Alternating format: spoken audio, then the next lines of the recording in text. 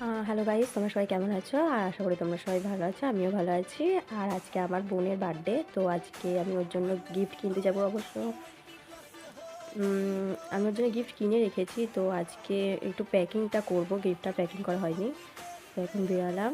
ওই গিফটটা প্যাকিং করব, তারপরে কেক কিনবো, তারপরে বোনকে সন্ধ্যাবেলায় ডাকবো, ওকে দেবো। তো এখন গিফটের দোকানে আসলাম, গিফটটা প্যাকিং করব। আর দেখো কত সুন্দর সুন্দর গিফট আছে, এই সাইডেও অনেক কিছু ভালো লাগছিলো, তো আমার কেনা হয়ে গেছিলো গিফট। এই যে কেকের দোকানে আসলাম, তো ওই কেকটাই আমার পছন্দ হয়েছে। আরও অনেক সুন্দর সুন্দর কেক আছে, যেটা আরও ভালো লাগছিলো, তো আমার ওই কেকটাই ভালো লাগলো, ওটাই নিলাম। ছোটোর মধ্যে এই কেকটা মোটামুটি সুন্দর লাগছিলো, তো ওটাই নিয়েছি।